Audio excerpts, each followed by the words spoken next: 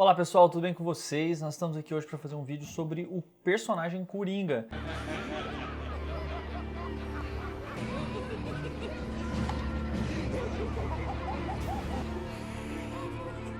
Da forma como ele foi mostrado no último filme, também uma evolução dos diferentes Coringas que a gente viu no cinema. Então eu vou comentar sobre os que eu considero os principais de maneira rápida. E lembrando que eu estou avaliando, obviamente, não os atores, mas o personagem. Então aquilo que foi demonstrado e que foi possível ver durante os filmes. Ó, uma das coisas que eu preciso falar, esse vídeo vai ter spoiler, tá? Não quer saber sobre o Coringa, quer assistir o vídeo primeiro? Some daqui, vai lá, assiste, depois você volta. O primeiro Coringa que a gente viu e que a gente acompanhou foi o Coringa do Jack Nicholson em 1989. Embora tenha aquele da clássica série dos anos 60, então eu não tô falando do primeiro Coringa do César Romero, de 66. Falando do Coringa do Jack Nicholson em 1989. Então esse Coringa, como é que ele era? Um Coringa impulsivo, irritado, que tinha uma motivação por poder clara, e ele já era um gangster antes. Então ele era um bandido, e aí ele queima a cara com ácido e ascende para o criminoso chefe da organização e passa a executar as pessoas por sadismo, por vontade de vedor, e a se comportar de uma maneira exagerada, expansiva, mas sem claramente ficar psicótico e sem claramente sair da realidade. Então esse Coringa, o que a gente pode pensar dele é que ele tem um transtorno de personalidade narcisista, porque ele tem a questão da grandiosidade, da falta de empatia com o outro, da necessidade da admiração, do excesso de admiração que ele busca o tempo todo. Ele se sente especial, ele é um Coringa arrogante e você vê que ele se comporta assim durante a grande maioria do tempo. E aí ele tem uma série de desorganizações que mais parece pro lado da hipomania, se a gente fosse pensar, do que propriamente de um transtorno bipolar do tipo 1, que é com mania e depressão. Então ele só tem alguns episódios que parece que ele excede um pouco o humor de maneira leve, e a risada dele é exagerada, e aí a gente poderia pensar num quadro de hipomania. A gente evolui, chegando mais pra frente, no Coringa do Heath Ledger. Here's my card. Que é de 2008, então do The Dark Knight. Então esse Coringa, o que a gente vê? Uma intensidade maior na interpretação, ele parece mais perturbado, ele tem menos ideias de poder, os planos dele não envolvem necessariamente que ele seja bem sucedido. Ele tinha um sentido filosófico muito mais complexo do que no primeiro filme. Então enquanto o primeiro era simplesmente quero poder, esse outro sentido filosófico já era muito mais complexo. E aí ele tem também, além desses traços que foram encontrados no Coringa do Jack Nicholson, ele tem também uns traços ainda mais grandiosos, que são mais compatíveis com o diagnóstico de mania. Bom, enquanto no bipolar tipo 2, que seria o caso da hipomania, você precisa necessariamente ter diagnóstico de depressão também, e isso não mostra na história do primeiro Coringa, no bipolar tipo 1 não é necessário, estritamente necessário, o diagnóstico de depressão, o que seria compatível com o que é mostrado no filme.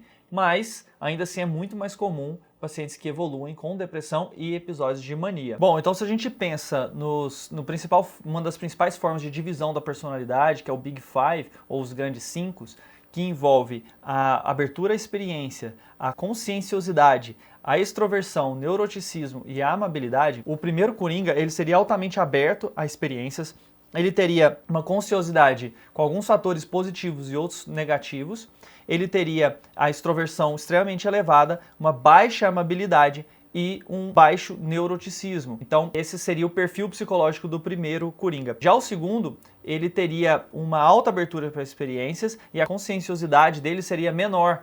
Ele seria muito mais instável mentalmente e tem esse perfil muito mais perturbado do que a gente encontra no primeiro Coringa. E aí nós temos o Coringa de 2016, o Esquadrão Suicida, do Jared Leto. I need a machine gun.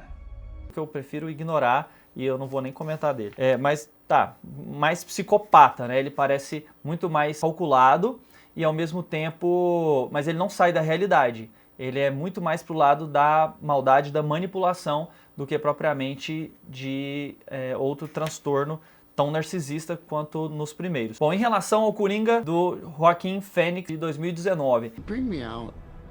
Can you introduce me as Joker? Então é um Coringa que ele se comporta e ele tem uma história diferente dos outros Coringas. E a DC resolve convidar a gente para contar a história de um vilão e posicionar ele de uma maneira diferente, como a gente se vê. Enquanto a gente no primeiro filme nós não temos apelo nenhum para gostar do Jack Nicholson, que ele mata os pais do do Batman, ele só faz maldade o tempo todo. Nesse último filme a gente é convidado a gostar do Arthur Fleck, a ter empatia por ele e pelo processo que culminou na formação do Coringa. Mas uma das questões importantes do filme é que ele tem uma doença que ele ri de forma desagregada com a realidade.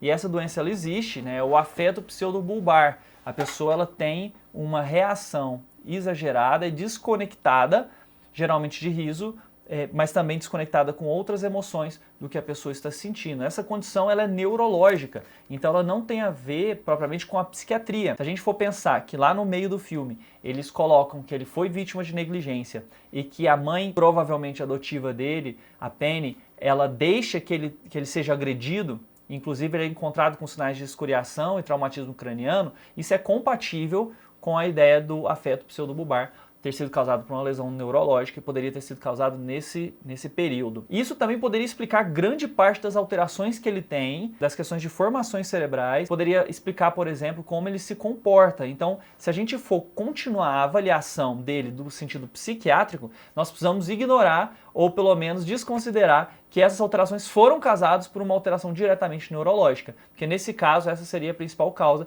e a gente encerraria os diagnósticos por aqui. Então, considerando que ele teve essa negligência, desenvolveu o afeto pseudobulbar e o restante ele é uma alteração psiquiátrica, nós vamos continuar nossa avaliação. Bom, a primeira coisa é que ele tem um histórico de doença mental, então ele já internou e ele é atendido por um assistente social num ambiente completamente inadequado, e essa assistente social ela demonstra o tempo todo que ela não o escuta, que ela não presta atenção no que ele está falando.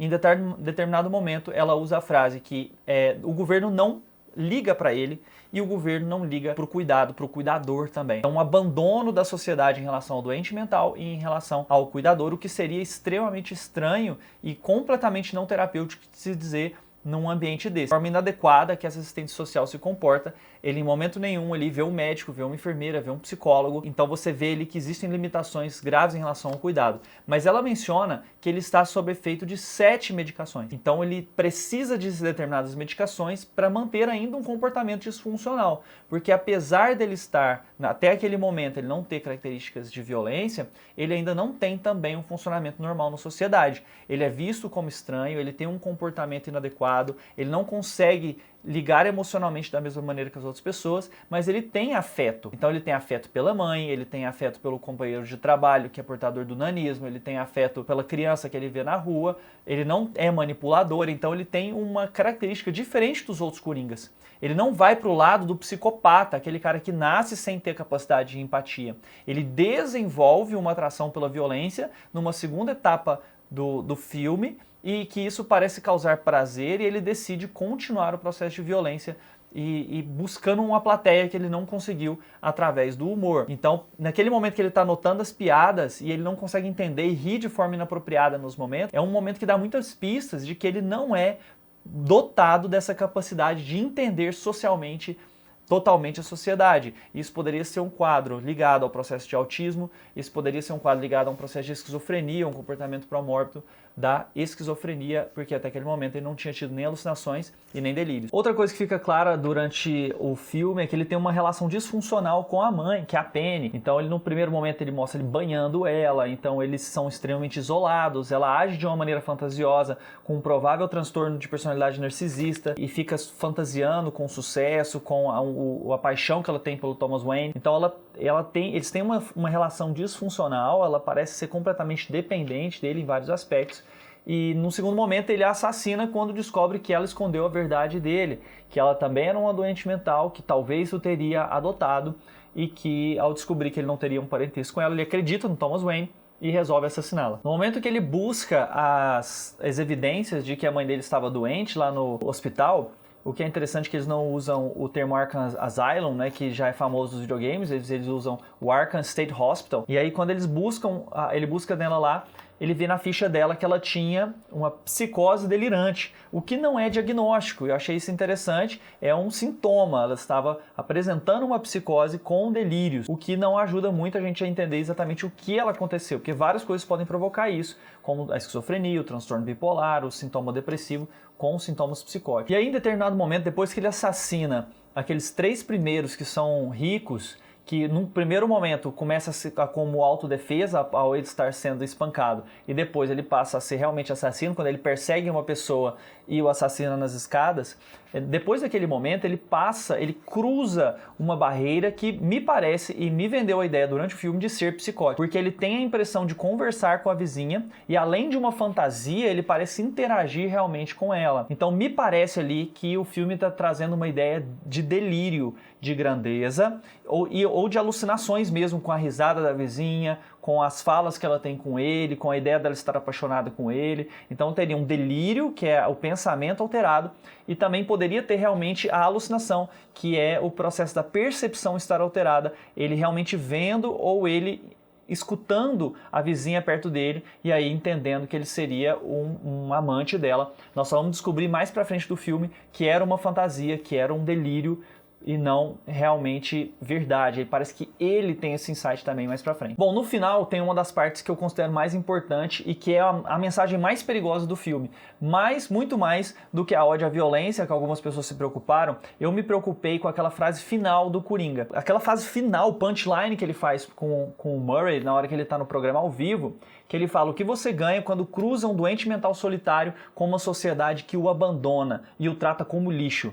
Você ganha aquilo que você merece. E aí ele atira no Murray, o mata, ou seja, você ganha violência. Então essa ideia do filme de que o doente mental mais abandono social, mais privação social igual a violência é uma ideia perigosa e que alimenta o estigma. E ela não é respaldada em estudos clínicos, porque de acordo com o que a gente tem de ciência, o doente mental muito mais morre por homicídio do que mata por homicídio. É muito mais comum o doente mental ser vítima de agressão do que ser autor de agressão. Não está correlacionado com doença mental o aumento da violência. A violência ela acontece em menor intensidade em doenças mentais do que na população geral. Ou seja, a doença mental não é causa de violência, mas assim faz parecer no filme quando diz que se você não trata bem a gente, nós vamos te agredir. E aí existe toda uma plateia que ovaciona o Coringa quando ele tem esse tipo de comportamento. Lembrando que essa plateia, a maioria deles não tem um diagnóstico de doença mental e mesmo assim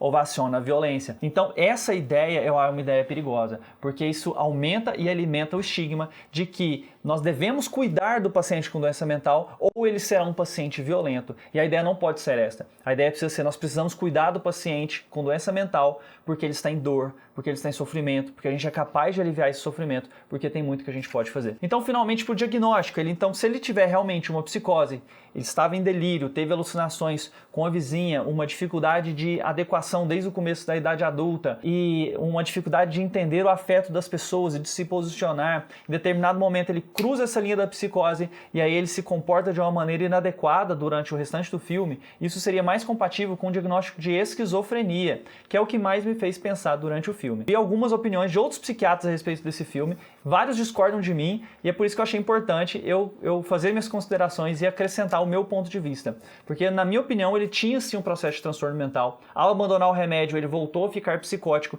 e isso seria mais compatível com o processo de esquizofrenia. Em relação à psicopatia, que é o transtorno de personalidade antissocial, ele não fecha critérios para isso. É um Coringa que não se comporta de maneira inadequada, não tem evidências de sintomas antes dos 15 anos, ele não tem vários sintomas da psicopatia nessa grande parte do filme, a não ser quando ele começa a matar por violência.